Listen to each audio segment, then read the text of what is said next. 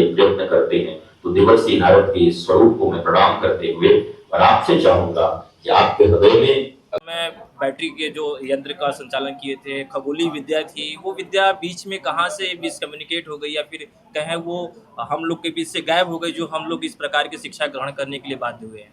देखिए, कोई भी विदेशी आक्रांता, विदेशी सत्ता जब किसी देश पर उनको गुलाम बना करके उन पर राज्य करना चाहती हैं, राज करना चाहती हैं, तो पहले वहाँ की भाषा, संस्कृति, विद्या इत्यादि का वो विनाश करती हैं। बिना संस्कृति का विनाश किए आप किसी के ऊपर राज नहीं कर सकते। तो 800 वर्षों से हम गुलाम रहे हैं।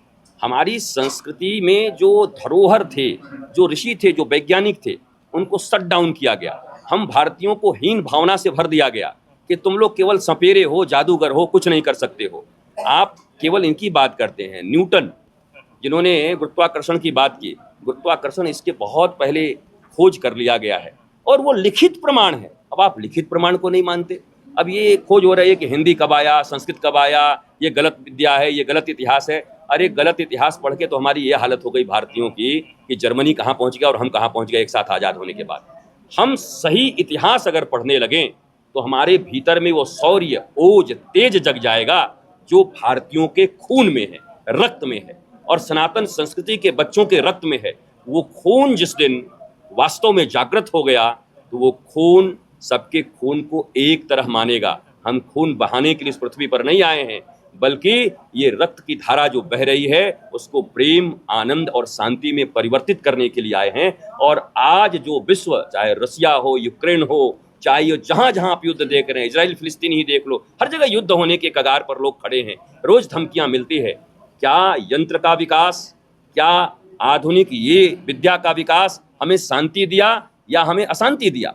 इसलिए सनातन विश्वविद्यालय केवल भारत के लिए नहीं, पूरी दुनिया के लिए एक सुंदर और शांतिदायक, आनंददायक विद्या पद्धति होगी। देखते देखते पूरा विश्व इसको अपनाएगा। गुरुजी, आपकी कही हुई बातों का, बहुत सारी बातों का समायोजन भारत सरकार ने राष्ट्रीय शिक्षा नीति 2020 में किया, लेकिन तमाम ऐसे राज्य हैं जो उसको मानने के लिए तैयार नहीं है, अपने यहाँ लागू ही नहीं कर रहे हैं। देख, आप इसी से समझिए कि हमारी जो राजनीतिक स्थिति है, भारत की जो संरचना है, केंद्र कुछ कहता है तो राज्य नहीं मानती, राज्य कुछ करेगा उसको केंद्र नहीं मानेगी। ये जो विषमताएं हैं, और केंद्र सरकार भी थोड़ा थोड़ा कुछ बदलाव किए हैं, लेकिन उस बदलाव से मैं नहीं समझता कि जितना समय आपके पास बचा है उस समय में आप अपने जनरेशन को तैयार कर पाएंगे। ये युद्ध की स्थिति जैसी स्थिति है, आपको बचना है। बांग्लादेश देखकर भी अगर आप बचना नहीं चाहते, अपनी संस्कृति को बचाना नहीं चाहते, संस्कृति को छोड़िए, राष्ट्र को छोड़िए, देश को छोड़िए, समाज को छोड़िए, अपने बच्चों को बचाना चाहते हैं कि नहीं? कि हमको भी बांध दिया जाए और हमारी बच्चियों के सामने बलात्कार कर दिया जाए उनका, हम जीते जी समाप्त हो जाएं? इसलिए खुद को बचाने के लिए, स्वयं को बचाने के लिए भी हमें केवल सरकार पर आश्रित नहीं रहना है। सरकार हम ही निर्मित करते हैं। अगर जन दबाव होगा, जनता की मांग होगी, तो सरकार को वही नीतियां बनानी पड़ेंगी। हम बैठे हुए हैं, हम मांग नहीं कर रहे हैं। हम सनातन संस्कृति के लोग मांग नहीं कर रहे हैं कि भैया सनातन बोर्ड बनाओ। आज के 10 वर्ष पहले से रितेश्वर चिल्ला रहा कि सनातन बोर्ड बनाओ, सनातन बोर्ड बनाओ, सनातन बोर्ड बनाओ, हमें भी अधिकार दो कि हम अपने सनातन संस्कृति को पढ़ सकें। लेकिन कहां बनाया गया सनातन संस्कृति का? बहुत सरकारें आई गई, अब पता नहीं क्या, मैं सरकार के विषय में इतना जानता नहीं कि कितने सीटें चाहिए, राज्यसभा क्या है और ये क्या है। कुछ न कुछ मजबूरियां रही होंगी, नहीं कर पा रहे हैं, पता नहीं क्यों। परंतु ये सब चीज़ें अगर तत्काल नहीं हुई तो हमारे पास अब समय नहीं है कि हम करते रहेंगे। 5-10 साल के भीतर तो राष्ट्रवादी सरकारें आना भी समाप्त हो जाएंगे शायद। चले महाराज जी, धर्म नगरी और शिक्षा की नगरी कहे जाने वाली काशी से आपका विश्वविद्यालय खुलने वाला है, ऐसी प्लानिंग बताई जा रही है, क्या कुछ योजना है भविष्य की? देखिए, मैं वृंदावन में रहता हूँ और वृंदावन भक्ति की भूमि है, प्रेम की भूमि है। पर ये प्रेम तब तक अक्षुण्ण नहीं रह सकता जब तक हमारी शिक्षा व्यवस्था सुदृढ़ न हो। हमारी शिक्षा व्यवस्था, जो बच्चों को पढ़ाया जा रहा है, वो कहीं न कहीं ब्रिटिश शिक्षा पद्धति से, या वो शिक्षा पद्धति जो भारत का निर्माण नहीं, भारत के विनाश की ओर लगी हुई हैं। उस समय उनका राज था, सेना उनके थे, वो हम पर कब्जा करने आए थे, तो उन्होंने अपनी शिक्षा पद्धति लागू की थी। हम इतने वर्ष आज़ाद हो गए, स्वतंत्र हो गए, पर धीरे धीरे परिवर्तन कर रहे हैं। ये धीरे धीरे परिवर्तन से कुछ होने वाला नहीं है। हमारी पूरी की पूरी नस्लें बर्बाद हो जाएंगी, तब आप परिवर्तन करके भी क्या करेंगे। यह सनातन विश्वविद्यालय भारत के पुरानी शिक्षा पद्धति, अर्थात वो से पुरानी का अर्थ ये नहीं कि वो पाषाण युग में जी रहे हैं, पत्थर से हम आग जला रहे हैं, हालांकि आज भी जलाते हैं।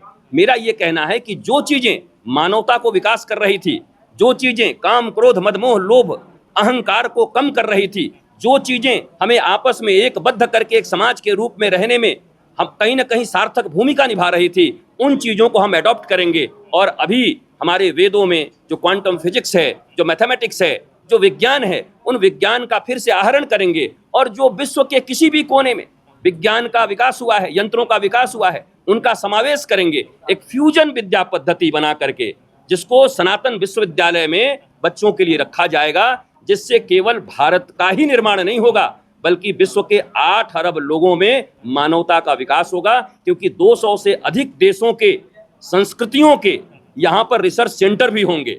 यह भी हम प्रयास कर रहे हैं कि उन सब संस्कृति और जो कुछ मानते हैं उनके भी रिसर्च सेंटर हों, और जो अच्छी चीजें उनमें होंगी उनको हम एडॉप्ट करेंगे। भारत विश्व गुरु के पद पर बल के द्वारा नहीं बल्कि अपने ज्ञान के बल पर बैठेगा और मानवता का मार्ग प्रदर्शित करेगा। इसके लिए इस विश्वविद्यालय का निर्माण हम कर रहे हैं। आसपास का अगर हम बात करें तो जो सनातन धर्म लगभग 97% के आसपास था, मुस्लिम धर्म भी लगभग 2% के आसपास था। ये वर्तमान में लगभग 30% के आसपास पहुंच चुका है और 65 से 70% के बीच में सनातन धर्म के ये हिंदू धर्म के अनुयायी। ये डेमोग्राफी का चेंज होना कैसे देखते हैं आप? देखिए, डेमोग्राफी तो एक भारत पाकिस्तान का बंटवारा हो गया, वह बंटवारा धर्म के आधार पर ही हुआ था, ये सब कोई जानते हैं। परंतु भारत के जो लोग, भारत के जो नेता, वो बड़े उदारवादी थे। उन्होंने कहा कि हम मिलजुल करके रहेंगे, मिलजुल करके रह रहे हैं। लेकिन आप देखिए कि जब बंटवारा हुआ तो वहाँ कितने थे, कितने रह गए। अब 23%, 1% हो जाता है। बांग्लादेश बटा, आज वहाँ स्थिति क्या हो गई, और आज जो कुछ हुआ होगा उसके बाद कितने % बचे होंगे। भारत में निरंतर आबादी, देखिए किसी के लिए भी, किसी भी एक खास मत मजहब का डेमोग्राफी लगातार बढ़ते जाना, यह चिंता का भी विषय होना चाहिए। क्या कारण है? और आप वो इमरजेंसी भी याद कर लीजिए। मैं तो राजनीतिज्ञ नहीं हूँ, लेकिन वो इमरजेंसी जहाँ आपको कहा गया कि आप बच्चे पैदा न करें, लेकिन ये सबके लिए नहीं कहा गया, तो कहीं ना कहीं भेदभाव के शिकार तो हम होते रहे। हमें बहुसंख्यक कहा जाता रहा, पर हम धीरे धीरे अल्पसंख्यक हो गए। कई शहरों में, कई ब्लॉकों में, कई राज्यों में आप अल्पसंख्यक हो गए। न आपको अल्पसंख्यक का कोई सुविधा मिल रहा है और न बहुसंख्यक होने का कोई फायदा है। मैं अल्पसंख्यक बहुसंख्यक में बंटना भी नहीं चाहता हूं। मैं तो ये चाहता हूं कि भारत में भारतीय शिक्षा पद्धति, सनातनी शिक्षा पद्धति लागू हो और संविधान के तहत ही हो। लोग कहते हैं संविधान बदलना चाहते हैं आप। हम संविधान क्यों बदलेंगे? पर क्या संविधान में अमेंडमेंट्स नहीं हुए हैं? जब से संविधान बना हुआ है कितनी बार अमेंड्स किए गए हैं संविधान को, कितनी बार अनुच्छेदों को उसमें स्वीकृति दी गई है कि इसको ऐसे बना दिया जाए। 3 तलाक भी तो अभी बना, सब कुछ हो रहा है। तो जो चीज़ें भारत के विरोध में हैं, जो चीज़ें गुलामी को पुनः आमंत्रित कर रही हैं, जो चीज़ें हम में भेद पैदा कर रही हैं, जो चीज़ें भारतीयों में हीनमन्यता का बोध पैदा कर रही हैं, जो चीज़ें बहुसंख्यक भारतीयों को अल्पसंख्यक होने पर मजबूर कर दे रही हैं, जो चीज़ें आने वाले समय में इस बहुसंख्यक सनातनी समाज को नष्ट कर देंगी, उन चीज़ों को बदलना ही चाहिए। तो आत्मरक्षा का अधिकार तो सबको है, हम केवल इसलिए चुप बैठे रहें। और इसीलिए मैं कह रहा हूँ पत्रकार महोदय कि देखिए, वो शिक्षा पद्धति के कारण ऐसा हुआ है। बच्चों को ऐसा उलझा दिया गया ब्रिटिश शिक्षा पद्धति में कि वो अपनी संस्कृति को जान ही नहीं पाए।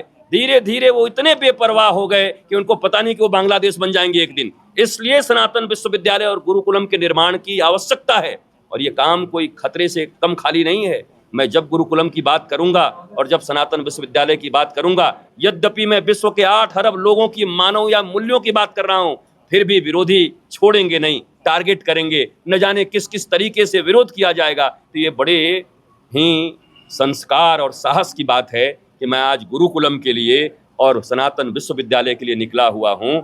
हमारे कम विरोध नहीं होंगे। मैं तो अकेला हूँ, चल ही रहा हूँ, पता नहीं कौन कहाँ कब फंसा दे, क्या कर दे, लेकिन मैं ये काम करता रहूँगा। अरे बच्चे जो मरेंगे 20 साल के बाद, उनको तो बचा लो, उनकी तो चर्चा कर लो, बाद में राष्ट्र सेवा सब करते रहेंगे। राष्ट्र सेवा थोड़ा दूर लगता है, बहुत बड़े समाज सेवक, बहुत बड़े राष्ट्र सेवक, ये सब कुछ नहीं। हम अपने बच्चों को बचा पाएंगे कि हमने जिनको जन्म दिया है, नारियों से पाला है, क्या वो सुरक्षित रहेंगे कि नहीं? उनके लिए आपके हृदय में अगर कोई प्रश्न हो तो आप बेधड़क प्रश्न कर सकते हैं।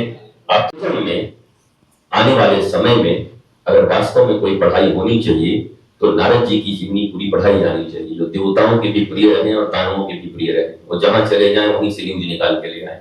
कोई ऐसा जगह नहीं है जहां पर वो बैठ नहीं। हिरण्यकश्यप के पास भी आइए आइए देवता 1000 एकड़ भूमि हम अधिग्रहण कर लेने में करीब करीब समर्थ हो गए हैं, और यह भूमि जिस दिन पूर्ण रूप से बाहर आ जाएगी कि हमने ले लिया, और उसके 1 महीने के अंतराल में हम उसका शिलान्यास कर देंगे।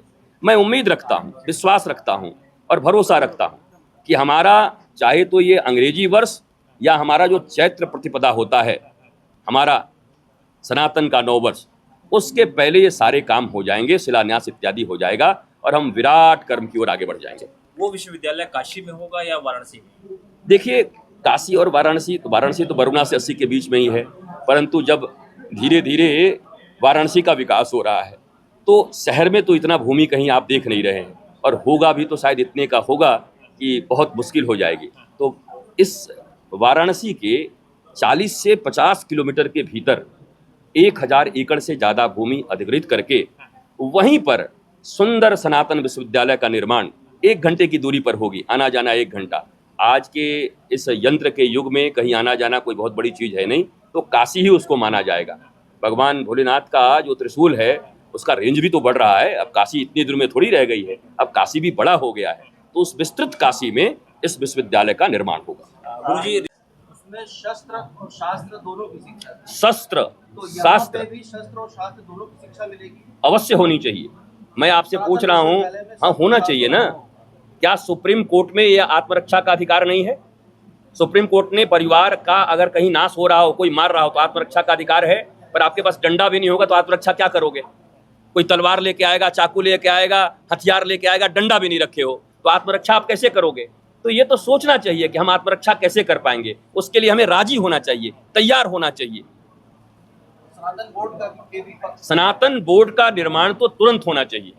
या तो पूरे भारत की शिक्षा एक जैसी होनी चाहिए, क्या राष्ट्र सर्वोपरि, भारत प्रथम, ऐसी शिक्षा कर दीजिए। सबको एक ही शिक्षा पढ़नी है, वो हिंदू के बच्चे हों, मुसलमान के बच्चे हों, सिख के बच्चे हों, ईसाई के बच्चे हों, एक भारत माता से। आप जर्मनी कभी जाइए या जर्मनी से पता करिए, जर्मन के बच्चों से पूछा जाता है व्हाट्स योर फादर्स नेम, आपके पिता का नाम क्या है? बोले जर्मन, जर्मनी मेरे पिता का नाम है। माता का नाम क्या है? बोला जर्मनी मेरे माता का नाम है।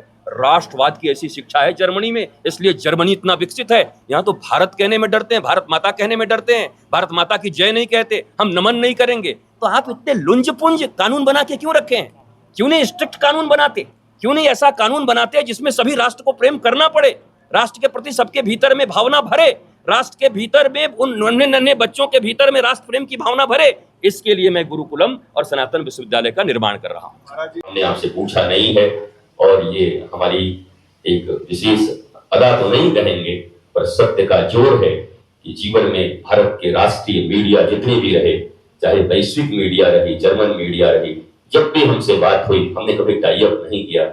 बेलाग प्रश्न करने का अवसर आपके पास है, और मेरी मेधा और प्रज्ञा के अनुसार मां भारती और सनातन संस्कृति के साथ विश्व की रक्षा हेतु जो जो भाव मेरे हृदय में है, मैं उसे उदात्त रूप से आपके साथ समक्ष प्रकट करता हूं। तो आप प्रश्न कर सकते हैं।